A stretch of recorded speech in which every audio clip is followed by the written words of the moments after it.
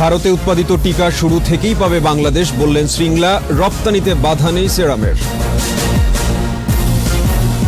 Corona vaccine ক্রয় ও সরবরাহে 4,236 কোটি টাকা অনুমোদন।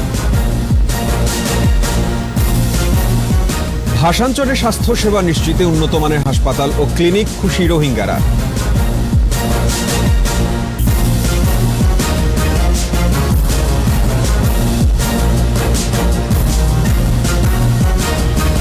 শুনছিলেন ফার্স্ট সিকিউরিটি ইসলামী ব্যাংক লিমিটেড সংবাদ শিরোনাম। আমন্ত্রণ 21 দেশের সংবাদে, আপনাদের সাথে আছি আমি সাব্বির আহমেদ।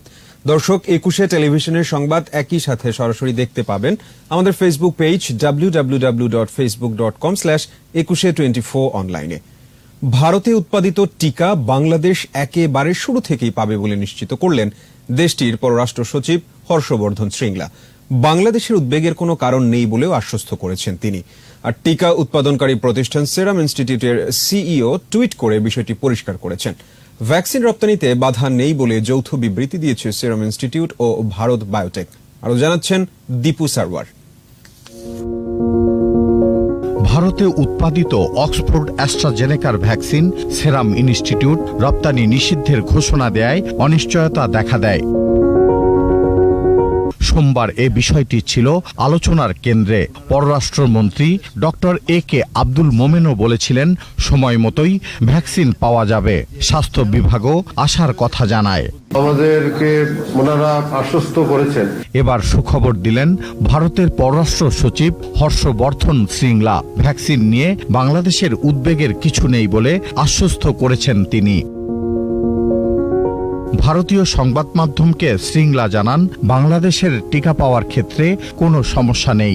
ভারতে উৎপাদিত টিকা বাংলাদেশ প্রথম থেকেই পাবে বলে জানান তিনি। সেরাম ইনস্টিটিউট প্রধানের বক্তব্যে প্রতিবেশী বাংলাদেশের উদ্বিগ্ন হওয়ার কোনো কারণ নেই বলে জানান ভারতের পররাষ্ট্র সচিব।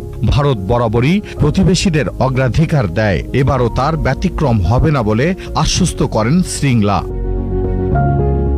প্রাথমিকভাবে সরকারি ব্যবস্থাপনায় বাংলাদেশের জনগণের জন্য টিকা পাঠানো হবে। এটি বাণিজ্যিক ব্যবস্থাপনার আওতায় হবে না বলেও জানান ভারতের পররাষ্ট্র সচিব হর্ষবর্ধন শ্রীংলা। এদিকে অক্সফোর্ড অ্যাস্ট্রাজেনেকার ভ্যাকসিন উৎপাদনকারী প্রতিষ্ঠান সেরাম ইনস্টিটিউটও জানিয়েছে টিকা রপ্তানিতে কোনো বাধা নেই। প্রতিষ্ঠানটির সিইও টুইট করে বিষয়টি নিশ্চিত করেন। এছাড়া সেরাম ও ভারতের বায়োটেক যৌথ বিবৃতিতে ভ্যাকসিন রপ্তানিতে বাধা নেই বলে পরিষ্কার করেছে। ঢাকায় নিযুক্ত ভারতীয় হাই কমিশনার সেরাম সিইওর টুইট বার্তা রিটুইট করে বাংলাদেশের ভ্যাকসিন পেতে কোনো সমস্যা হবে না বলে নিশ্চিত করেছেন। Dipu Sarwar, 21 television. Corona vaccine ক্রয়, সংরক্ষণ ও সরবরাহে 4,236 কোটি 78 লাখ টাকা অনুমোদন করেছে জাতীয় অর্থনৈতিক পরিষদের নির্বাহী কমিটি একনেক। চলমান একটি প্রকল্পের আওতায় অর্থ অনুমোদন করা হলো। প্রকল্পের আওতায় 2020-21 অর্থ বছরে 3,030 কোটি টাকা খরচ হবে। প্রধানমন্ত্রী শেখ হাসিনার সভাপতিত্বে একনেক বৈঠকে এদিন মোট 6টি প্রকল্পের অনুমোদন হয়। প্রণব চক্রবর্তীর রিপোর্ট। করোনা ভ্যাকসিন কবে এবং কিভাবে পাওয়া যাবে? স্বাস্থ্য অধিদপ্তর বলছে এবছরের ফেব্রুয়ারি থেকে ডিসেম্বরের মধ্যে ভ্যাকসিন পাওয়া যাবে। প্রধানমন্ত্রী শেখ হাসিনার সভাপতিত্বে একনেক বৈঠকে পরিকল্পনা কমিশনকে এ তথ্য জানায় স্বাস্থ্য বিভাগ। গণভবন থেকে যুক্ত হন প্রধানমন্ত্রী। বৈঠকে ভ্যাকসিন কেনা, সংরক্ষণ ও সরবরাহে 4,236 কোটি 78 লাখ টাকা খরচের অনুমোদন দেয় একনেক। চলমান একটি প্রকল্পের আওতায় এই অনুমোদন দেয়া হলো। দেশে ভ্যাকসিন পরিবহন অপারেশন খাতে ব্যয় ধরা হয়েছে 384 কোটি টাকা, আর ভ্যাকসিন সংরক্ষণ, কোল্ড চেইন এবং সাপ্লাই চেইন ব্যবস্থাপনার জন্য 346 কোটি টাকা ধরা হয়েছে। এই খাতে টোটাল ধরা হয়েছে 4,236.4278 কোটি টাকা। ম্যানুফ্যাকচারারের কাছ থেকে আমাদের বিমানে আসবে সরাসরি হযরত শাহজালাল আন্তর্জাতিক বিমানবন্দরে, সেখান থেকে এটা সরাসরি চলে যাবে ইপিআই হেডকোয়ার্টারে, সেখানে তাদের স্টোর আছে, স্টোরে যাবে। ইপিআই হেডকোয়ার্টার থেকে এটা আমাদের পরিকল্পনা অনুযায়ী জেলা হেডকোয়ার্টারে যাবে, সেখানেও আমাদের স্টোর আছে, স্টোরে যাবে। সেখান থেকে যাবে উপজেলা স্টোর, উপজেলা স্টোর থেকে যাবে সেন্টারগুলোতে, যেখানে সরাসরি ভ্যাকসিন দেওয়া হবে। প্রকল্পের আওতায় চলতি 2020-21 অর্থবছরে 3030 কোটি টাকা খরচ হবে। মোট ব্যয় 6786 কোটি টাকা হলেও সরকারি অর্থায়ন 172 কোটি 45 লাখ এবং বিশ্ব ব্যাংক ও এশিয়ান ইনফ্রাস্ট্রাকচার ইনভেস্টমেন্ট ব্যাংকের ঋণ 614 কোটি 13 লাখ টাকা। আমাদের লক্ষ্য হলো 13 কোটি 76 লক্ষ লোককে টিকার আওতায় আনা। এখানে একটি জিনিস বলে রাখি, 18 বছরের নিচে যাদের বয়স তাদেরকে এই টিকার আওতায় বিশেষ কারণ ছাড়া আনা হবে না।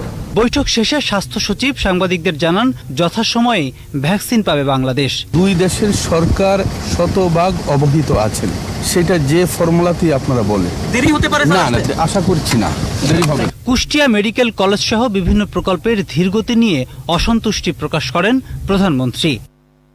এদিন প্রায় ৯,৫৬৯ কোটি 23 লাখ টাকা ব্যয়ে 6টি প্রকল্প অনুমোদন হয় একনেকে।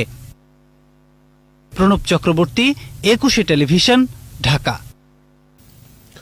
ভাষান্তরে নিশ্চিত করা হয়েছে রোহিঙ্গাদের স্বাস্থ্যসেবা। প্রায় ৩,৫০০ রোহিঙ্গার জন্য একটি ২০ শয্যার হাসপাতাল ও একটি কমিউনিটি ক্লিনিক চালু করা হয়েছে। প্রস্তুত হচ্ছে আরও একটি ২০ শয্যার হাসপাতাল ও 3টি কমিউনিটি ক্লিনিক। এর বাইরে বেসরকারি সংস্থার 2টি হাসপাতালও সেবা দিচ্ছে। উন্নত সেবা পেয়ে খুশি রোহিঙ্গারা। ভাষান্তর নিয়ে স্মৃতিমণ্ডলের 6 পর্বের ধারাবাহিকের দ্বিতীয়টি আজ। ক্যামেরায় ছিলেন তপু শাহিন মিয়া। পরিকল্পিত নকশায় ভাষান্তরে গড়ে উঠেছে এরকম 120টি ক্লাস্টার হাউস। প্রতিটি ক্লাস্টারে 12টি বাড়ি আর একটি বাড়িতে 16টি করে ঘর। 4 জন করে থাকতে পারবেন প্রতিটি ঘরে। 4 ডিসেম্বর কক্সবাজার থেকে ভাষান্তরে আসা রোহিঙ্গার মধ্যে পুরুষ 368, নারী 464 ও শিশু 810 জন। দ্বিতীয় দফায় 29 ডিসেম্বর 433 জন পুরুষ ও 523 নারীর সাথে আনা হয় 848 শিশুকে। প্রায় 3,500 রোহিঙ্গাদের স্বাস্থ্যসেবা নিশ্চিতে আগেই সব ব্যবস্থা করা হয়। 20 শয্যার একটি সরকারি হাসপাতাল ও একটি কমিউনিটি ক্লিনিক বিনামূল্যে সেবা দিচ্ছে। 1 মাসে সেবা নিয়েছেন 1,500-এরও বেশি রোগী। হসপিটালের জন্য যেসব ইকুইপমেন্ট প্রয়োজন সম্পূর্ণ ফুললি রান করানোর জন্য আমাদের সব ইকুইপমেন্টে চলে এসেছে। আমরা আশা করছি কিছুদিনের মধ্যে একটা পূর্ণাঙ্গ হসপিটাল হিসেবে ভাষান্তর হসপিটাল 1 এটা কাজ শুরু করে দেবে। বেসরকারি সংস্থার 2টি হাসপাতালও সেবা দিচ্ছে।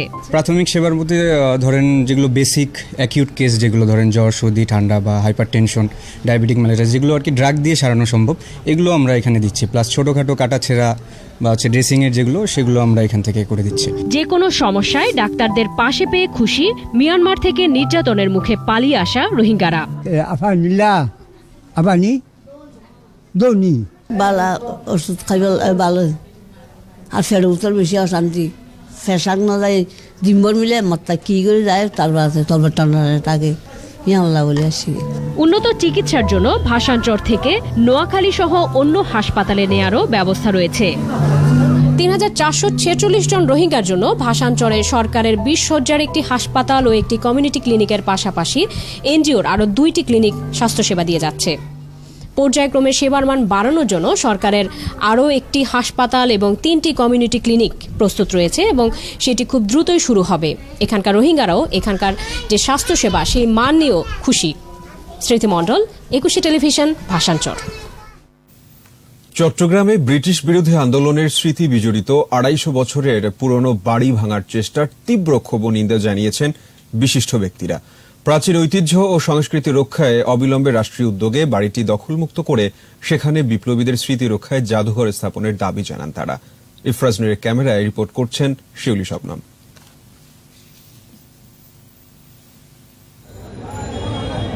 ব্রিটিশ বিরোধী আন্দোলনে যে কয়জন বাঙালি পুরো ভারতবর্ষে উল্লেখযোগ্য অবদান রেখেছিলেন তাদের মধ্যে অন্যতম যাত্রামোহন সেন, তার পুত্র দেশপ্রিয় যতীন্দ্রমোহন সেন ও তার স্ত্রী ব্রিটিশ নারী নেলি সেন।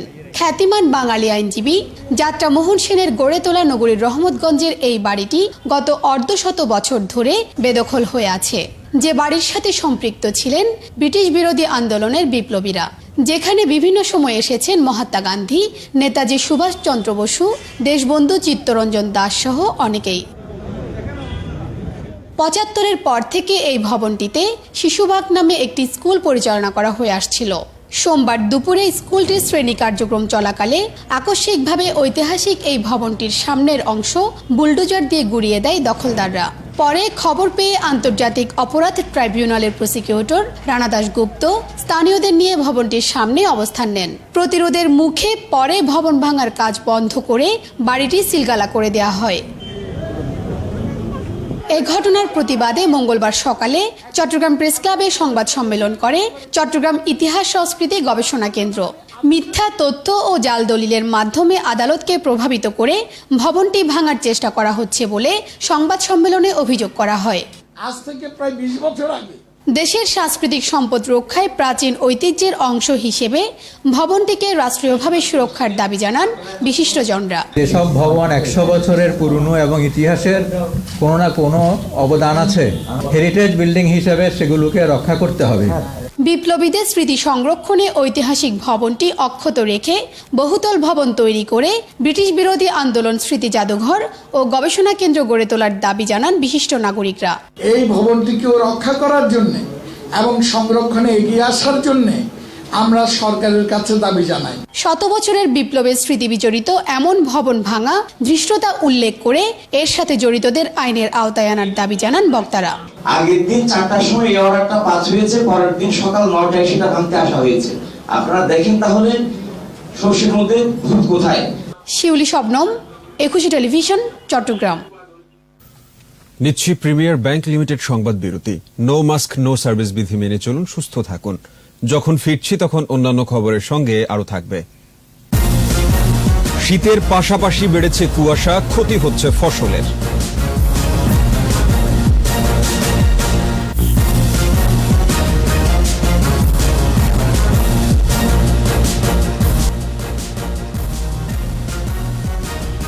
আবার আমন্ত্রণ 21 দেশের সংবাদে। উত্তরাঞ্চল সহ দেশের বিভিন্ন জেলায় শীতের পাশাপাশি বেড়েছে কুয়াশা। সকাল সন্ধ্যায় কুয়াশার চাদরে মোড়ানো থাকে প্রকৃতি। এদিকে শিশির ও ঘন কুয়াশায় ক্ষতি হচ্ছে ফসলের, তবে কোথাও কোথাও সবজির বাম্পার ফলন হয়েছে। প্রতিনিধিদের সহায়তায় মুশফিকা নাজনীনের রিপোর্ট। লালমনিরহাটে শীত ও ঘন কুয়াশায় জনজীবন বিপর্যস্ত, দুর্ভোগে শিশু ও বয়স্করা। গাইবান্ধায় শিশির ও কুয়াশায় ব্যাহত হচ্ছে শাকসবজির স্বাভাবিক বৃদ্ধি, কমেছে ফলনও। এতে ক্ষতিগ্রস্ত হচ্ছেন প্রান্তিক চাষিরা। শীতের কারণে কুয়াশায় শাকসবজি টুটটুরে লাগছে, কোকড়া হয়ে উঠতেছে। আবহাওয়ার খারাপে আমাদের শাক কোকড়া হয়ে গেছে, শাকের ফলন নাই। ঘন কুয়াশা ও কনকনে শীতে মৌলভীবাজারের জনজীবন অনেকটা স্থবির। সহজে মিলছে না সূর্যের দেখা। বিপাকে পড়েছেন চা বাগানি শ্রমিক ও কৃষিজীবী মানুষ। অন্যদিকে মেহেরপুরে হরেক রকমের শীতের সবজিতে ভরে গেছে ফসলের মাঠ ও হাট বাজার। এবছর সবজির উৎপাদন বেশি হওয়ায় দামও বেশ কমতির দিকে, ফলে কাঙ্ক্ষিত মূল্য পাচ্ছেন না চাষিরা। সবজি তো আমাদের উৎপন্ন হয়েছে, আমরা দাম পাচ্ছিনি, বেশ থেকে পয়সা পাচ্ছিনি। মূলাতে আপনার মনে করেছিলাম 10 টাকা 15 টাকা বিক্রি হবে, সেই জায়গায় দেখা যাচ্ছে যে এখানে আমাদের 2 টাকা 3 টাকা কেজি প্রতি বিক্রি হয়েছে। 12 কাঠা জমি আমি বেচছি 4000 টাকায়, তাতে তো আমার খরচই ওঠেনি। ফলন এত পরিমাণে হয়েছে যে অধিক ফলনের কারণে কিছুটা বাজারে দাম কম থাকলেও কৃষক তার এই উৎপাদনের হারের দিক থেকে তারা পুষিয়ে নিতে পারবে বলে আমার বিশ্বাস। এদিকে শীতের সবজি সংরক্ষণ করতে পারলে কৃষকরা লাভবান হতেন বলে মনে করেন কৃষি কর্মকর্তা। কৃষক পর্যায়ে যদি এই সবজিগুলো অন্তত কিছুদিন যদি সংরক্ষণ করে রাখতে পারে, তাহলে পরবর্তীতে তারা আবার ন্যায্য মূল্য পাবে। জেলা কৃষি সম্প্রসারণ অধিদপ্তরের তথ্য মতে এবছর 4050 হেক্টর জমিতে আবাদ হয়েছে নানা ধরনের সবজি। মুশফিকা নাজনীন, 21 টেলিভিশন। ব্রাহ্মণবাড়িয়ায় ও হবিগঞ্জে সড়ক দুর্ঘটনায় 2 জন নিহত হয়েছে। ব্রাহ্মণবাড়িয়ায় ট্রাক ও সিএনজি চালিত অটোরিকশার সংঘর্ষে এক নারী নিহত হয়েছে। দুপুরে কুমিল্লা সিলেট মহাসড়কের ঘাটুয়ায় এ দুর্ঘটনা ঘটে, আহত হয়েছে 2 জন। এদিকে হবিগঞ্জের শায়েস্তাগঞ্জে মাইক্রোবাসের ধাক্কায় ফরিদ মিয়া নামে এক মোটরসাইকেল আরোহী নিহত হয়েছেন। এ ঘটনায় আহত 2 জনকে হবিগঞ্জ সদর হাসপাতালে ভর্তি করা হয়েছে। রাজবাড়ীতে 8 বছরের শিশুকে সংঘবদ্ধ ধর্ষণের পর হত্যা মামলায় একজনের মৃত্যুদণ্ড ও 3 জনকে যাবজ্জীবন কারাদণ্ড দেওয়া হয়েছে। রাজবাড়ীর নারী ও শিশু নির্যাতন দমন ট্রাইব্যুনালের বিচারক শারমিন নিগার এ রায় দেন। স্বজন ও আইনজীবীরা জানান 2008 সালের 25 মে পাংশার কুটিমালিয়াট গ্রামে রুমা নামে এক শিশুকে সংঘবদ্ধ ধর্ষণের পর হত্যা করা হয়। ঘটনার 3 দিন পর পাংশা থানায় মামলা করা হয়। 2010 সালে তদন্ত কর্মকর্তা এক নারী সহ 6 জনকে অভিযুক্ত করে আদালতে চার্জশিট দাখিল করেন। আদালত সাক্ষ্য প্রমাণ গ্রহণ শেষে অভিযোগ প্রমাণিত হওয়ায় প্রধান আসামি সাইদকে মৃত্যুদণ্ড এবং অপর 3 জনকে যাবজ্জীবন কারাদণ্ডের আদেশ দেন। রংপুরের ঠাকুরদাস পাড়ায় হামলা মামলায় জাতীয়তাবাদী ওলামা দলের জেলা সভাপতি এনামুল হক মাজিদি সহ 44 আসামির জামিন নামঞ্জুর করে কারাগারে পাঠিয়েছে আদালত। রংপুরের senior judicial magistrate Shoebur Rahman দুপুরে এ আদেশ দেন। এর আগে 44 জন আসামি আদালতে আত্মসমর্পণ করে জামিনের আবেদন করে। আসামি পক্ষের আইনজীবীরা মিথ্যা মামলা দাবি করে জামিনের আবেদন করেন। শুনানি শেষে আদালত আসামিদের জামিন নামঞ্জুর করলে পরে কঠোর পুলিশি পাহারায় তাদের কারাগারে পাঠানো হয়। 2017 সালের 10 নভেম্বর ফেসবুকে একটি স্ট্যাটাস দেয়াকে কেন্দ্র করে ঠাকুরপাড়ায় হামলা চালিয়ে অর্ধশতাধিক বাড়িঘরে অগ্নিসংযোগ ও মালামাল লুট করা হয়। বরিশালের সাগরদীতে শিক্ষানবিশ আইনজীবী রেজাউল করিমকে নির্যাতন করে হত্যার অভিযোগ এনে গোয়েন্দা পুলিশের এসআই সহ 3 জনের বিরুদ্ধে মামলা করেছেন তার বাবা ইউনুস মুন্সি। বিকেলে সদর মেট্রোপলিটন ম্যাজিস্ট্রেটের আমলি আদালতের বিচারক মোহাম্মদ আনিসুর রহমান মামলাটি আমলে নিয়ে পিবিআইকে তদন্তের নির্দেশ দিয়েছেন। মামলায় নগর গোয়েন্দা পুলিশের এসআই মহিউদ্দিন মাহিকে প্রধান এবং তার সঙ্গী 2 কনস্টেবলকে আসামি করা হয়েছে। এসআই মহিউদ্দিনকে প্রশাসনিক কারণে পুলিশ লাইন্সে সংযুক্ত করা হয়েছে বলে জানিয়েছেন বিএমপি কমিশনার মোহাম্মদ শাহাবুদ্দিন খান। এদিকে পুলিশের গঠন করা তদন্ত কমিটি নিহত রেজাউলের বাসা পরিদর্শন করেছে। 29 ডিসেম্বর রেজাউলকে গোয়েন্দা পুলিশ ধরে নিয়ে গেলে 2 জানুয়ারি হাসপাতালে চিকিৎসাধীন অবস্থায় তার মৃত্যু হয়। বাণিজ্যিকভাবে সুইস অ্যালবিনো জাতের ইঁদুরের খামার গড়েছেন রাজশাহী বিশ্ববিদ্যালয়ের প্রাণীবিদ্যা বিভাগের গবেষণা পরিচালক সালাউদ্দিন মামুন। লালন পালনে খরচ কম হওয়ায় আর্থিকভাবে লাভবান হচ্ছেন তিনি। দেশের বিভিন্ন গবেষণা প্রতিষ্ঠান ইঁদুর কিনছে মামুনের কাছ থেকে। হাসান আল মবিনের ক্যামেরায় রাজশাহী বিভাগীয় প্রতিনিধি বদরুল হাসান লিটনের রিপোর্ট, জানাচ্ছেন রত্না জামান। শখের বশেই শুরু। 4টি সুইস অ্যালবিনো জাতের ইঁদুর নিয়ে এসে পালন করতে থাকেন সালাউদ্দিন মামুন। ধীরে ধীরে বাড়তে থাকে ইঁদুরের সংখ্যা। এক পর্যায়ে কাটাখালীর শমশাদীপুরে নিজের বাড়িতে গড়ে তোলেন ইঁদুরের খামার। যে 4টা ইঁদুর নিয়ে আসছিলাম ওই 4টা ইঁদুর থেকে একটা ইঁদুর বিড়ালে খেয়ে ফেলেছিল। ওই 3টা ইঁদুর থেকে মোটামুটি আমার আজ পর্যন্ত 3 বছরে আমি 5,000-এর মতো ইঁদুর বিক্রি করেছি। আমি শুরুতে 40 টাকা পিস বিক্রি করতাম ইঁদুর, এখন আমি 70 টাকা পিস বিক্রি করছি আর কি। একটি মা ইঁদুর মাসে 8 থেকে 10টি বাচ্চা দেয়। বছরে বাচ্চা দেয় 8 থেকে 10 বার। এক পিস ইঁদুরের দাম 70 টাকা হিসেবে মাসে 70,000 টাকা আয় করা সম্ভব। কেউ বড় আকারেও না করতে চায়, 100 ইঁদুরও যদি না পুষতে চায়, কেউ যদি 50টাও পোষে, 50টা থেকে যদি 40টা বাচ্চা দেয় তাও মাসে আপনার 400 বাচ্চা হচ্ছে। আর খাওয়ার খরচ খুবই কম। গবেষণার জন্য সুইস অ্যালবিনো জাতের ইঁদুরের ব্যবহার বাড়ছে, তাই এই প্রজাতির ইঁদুরের বাণিজ্যিক খামার সম্ভাবনা দেখাচ্ছে। বাংলাদেশ তো গবেষণার ক্ষেত্রে আসলে বিগত 20 বছর ধরে বা 25 বছর ধরে অনেক এগিয়ে গেছে এবং বায়োমেডিক্যাল সায়েন্সেও আমরা অনেক যে এগিয়ে যাচ্ছি এবং প্রতি মুহূর্তে আসলে প্রতি ক্ষেত্রেই আমাদের এই সুইস অ্যালবিনো মাইস এটার ব্যবহার বাড়ছে। গবেষণার জন্য সালাউদ্দিন মামুনের কাছ থেকে নিয়মিত ইঁদুর কিনছে রাজশাহী বিশ্ববিদ্যালয়ের genetic engineering and biotechnology, biochemistry, pharmacy ও প্রাণীবিদ্যা বিভাগ এবং বরেন্দ্র বিশ্ববিদ্যালয়ের ফার্মেসি বিভাগ। দেশের বিভিন্ন গবেষণা প্রতিষ্ঠানও ইঁদুর কেনার জন্য যোগাযোগ করছে মামুনের সাথে। রত্না জামান, 21 টেলিভিশন। ঝিনাইদহের শৈলকুপা পৌরসভা নির্বাচনে আওয়ামী লীগ মনোনীত নৌকা প্রতীকে ভোট চেয়ে পথসভা হয়েছে। সকালে শহরের চৌরাস্তা মোড়ে এ পথসভা অনুষ্ঠিত হয়। এ সময় আওয়ামী লীগের কেন্দ্রীয় নির্বাহী কমিটির সদস্য ফারবিন জামান কল্পনা, মেয়র প্রার্থী কাজী আশরাফুল আজম, আওয়ামী লীগ নেতা জুলফিকার কাইসার টিপু সহ অন্যান্যরা বক্তব্য রাখেন। বক্তারা আওয়ামী লীগ মনোনীত নৌকা প্রতীকে ভোট দিয়ে কাজী আশরাফুল আজমকে জয়যুক্ত করতে ভোটারদের প্রতি আহ্বান জানান। সেই সাথে গত রোববার বিকেলে নৌকা প্রতীকের সমর্থনে মিছিলে স্বতন্ত্র প্রার্থীর হামলার তীব্র নিন্দা ও প্রতিবাদ জানায়।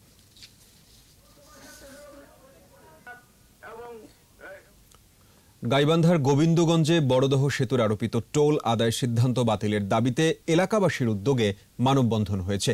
দুপুরে গোবিন্দগঞ্জ গাইবান্ধা সড়কের কাটাখালী নদীর উপর বড়দহ সেতুর উপর এলাকাবাসী এই মানববন্ধনে অংশ নেয়। এ সময় স্থানীয়দের পক্ষে বক্তব্য দেন শাহাদাত হোসেন বিপ্লব, শাহজাহান আলী সহ অন্যরা। বক্তারা অবিলম্বে সরকার এই সেতুর উপর যে টোল আরোপ করেছেন তা বাতিল করার দাবি জানান।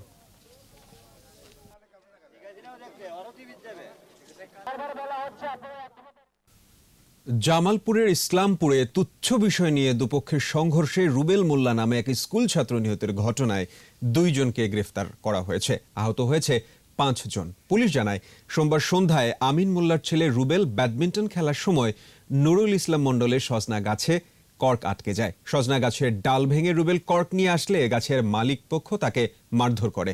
পরে এই ঘটনায় আমিন মোল্লা গ্রুপ ও নুরুল ইসলাম মণ্ডল গ্রুপের সংঘর্ষ শুরু হয়। এক পর্যায়ে রুবেল গুরুতর আহত হলে তাকে ময়মনসিংহ মেডিকেল কলেজ হাসপাতালে ভর্তি করলে রাতে সে মারা যায়। এই ঘটনায় ভোরে শেরপুর সদর থেকে এমদাদুল ও বাবলা নামে 2 জনকে গ্রেপ্তার করেছে পুলিশ। জনবিচ্ছিন্ন বিএনপি যে কোনো নির্বাচনে পরাজয় নিশ্চিত জেনে নানান কথাবার্তা বলে লজ্জা লুকাতে চান বলে মন্তব্য করেছেন আওয়ামী লীগের যুগ্ম সাধারণ সম্পাদক মাহবুবুল আলম হানিফ। দুপুরে কুষ্টিয়া মুজিবুর রহমান মেমোরিয়াল ডায়াবেটিক হসপিটালের নতুন বর্ধিত অংশ, 20 শয্যার 2টি ওয়ার্ড, আধুনিক ল্যাবরেটরি উদ্বোধনের সময় তিনি সাংবাদিকদের এসব কথা বলেন। আরও বলেন, নির্বাচন নিয়ে যাদের আমলনামায় এমন অসংখ্য অভিযোগ রয়েছে তারা কি করে অন্যের সমালোচনা করে তা বোধগম্য নয়। হাসপাতালের সভাপতি মতিউর রহমান লালটুর সভাপতিত্বে বক্তব্য রাখেন কুষ্টিয়া মেডিকেল কলেজের সাবেক অধ্যক্ষ ও জেলা বিএম এর সভাপতি ডাক্তার মুস্তানজিদ।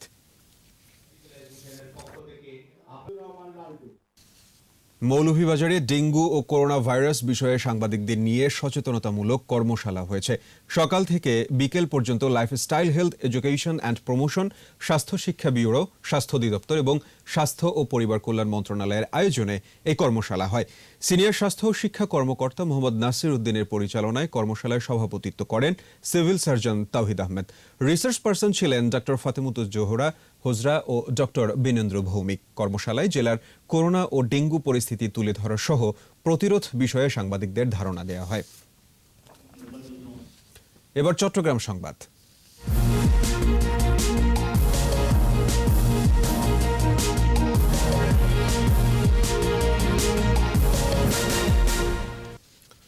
দলের ত্যাগী নেতাদের বাদ দিয়ে শারীরিকভাবে অক্ষম, অসুস্থ এবং সুবিধাভোগীদের নিয়ে চট্টগ্রাম দক্ষিণ জেলা বিএনপির 9টি সাংগঠনিক ইউনিটের কমিটি গঠন করা হয়েছে বলে অভিযোগ করেছেন দক্ষিণ জেলা বিএনপির যুগ্ম আহ্বায়ক এম আলী আব্বাস। দুপুরে চট্টগ্রাম প্রেস ক্লাবে দক্ষিণ জেলা বিএনপির একাংশের উদ্যোগে সাংবাদিক সম্মেলনে তিনি এসব কথা বলেন। সংবাদ সম্মেলনে অভিযোগ করা হয়, দলের কতিপয় নেতা আর্থিক সুবিধা নিয়ে নিজেদের পছন্দের লোকজনের সমন্বয়ে পকেট কমিটি গঠন করেছে। এই কমিটিকে 3 মাসের মধ্যে সম্মেলন করার নির্দেশনা দেয়া হলেও দীর্ঘদিন ধরে তারা সম্মেলনের আয়োজন না করে হঠাৎ করে গত 30 ডিসেম্বর কমিটি ঘোষণা করে। অবিলম্বে সব কমিটি বাতিলের দাবি জানানো হয়। হাইকোর্টের নির্দেশেই চট্টগ্রামের রাউজানে অবৈধ 52টি ইট ভাটা উচ্ছেদ অভিযান শুরু করেছে পরিবেশ অধিদপ্তর ও জেলা প্রশাসন।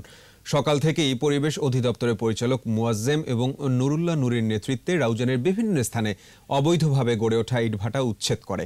এ সময় জেলা প্রশাসন সহ প্রশাসনের ঊর্ধ্বতন কর্মকর্তারা উপস্থিত ছিলেন।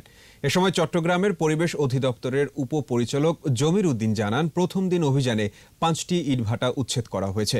এসব ইটভাটা স্থাপনে সরকারি কোনো অনুমোদন ছিল না। পর্যায়ক্রমে অবৈধভাবে গড়ে ওঠা এসব ইটভাটা উচ্ছেদ করা হবে বলেও জানান তিনি। বাংলাদেশের স্বাধীনতা, মুক্তিযুদ্ধ, স্বৈরাচার, সাম্প্রদায়িকতা বিরোধী আন্দোলনে ছাত্রলীগ অগ্রণী ভূমিকা পালন করেছে বলে মন্তব্য করেছেন চট্টগ্রাম দক্ষিণ জেলা আওয়ামী লীগের সভাপতি মোসলেম উদ্দিন আহমেদ। তিনি বলেছেন, জাতির পিতার স্বপ্ন এবং প্রধানমন্ত্রী শেখ হাসিনার রূপকল্প বাস্তবায়নে ছাত্রলীগ নেতাকর্মীদের ঐক্যবদ্ধভাবে কাজ করতে হবে। ছাত্রলীগের 73তম প্রতিষ্ঠা বার্ষিকী উপলক্ষে সাবেক ও বর্তমান ছাত্রলীগ নেতাদের দেয়া সংবর্ধনা অনুষ্ঠানে তিনি এসব কথা বলেন। বিকেলে নগরীর এলজিইডি মিলনায়তনে সভায় বক্তব্য দেন দক্ষিণ জেলা ছাত্রলীগের সভাপতি এস এম বোরহানউদ্দিন, দক্ষিণ জেলা আওয়ামী লীগের সাধারণ সম্পাদক মফিজুর রহমান সহ স্থানীয় নেতারা। এর আগে ছাত্রলীগের পক্ষ থেকে বের করা হয় বর্ণাঢ্য র্যালি।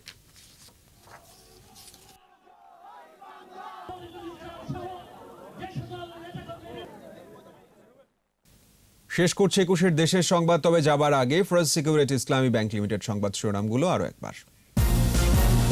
ভারতে উৎপাদিত টিকা শুরু থেকেই পাবে বাংলাদেশ, বললেন শ্রীংলা। রপ্তানিতে বাধা নেই সেরামের। করোনা ভ্যাকসিন ক্রয় ও সরবরাহে 4,236 কোটি টাকা অনুমোদন। ভাষাঞ্চলের স্বাস্থ্যসেবা নিশ্চিত, উন্নত মানের হাসপাতাল ও ক্লিনিক, খুশি রোহিঙ্গারা।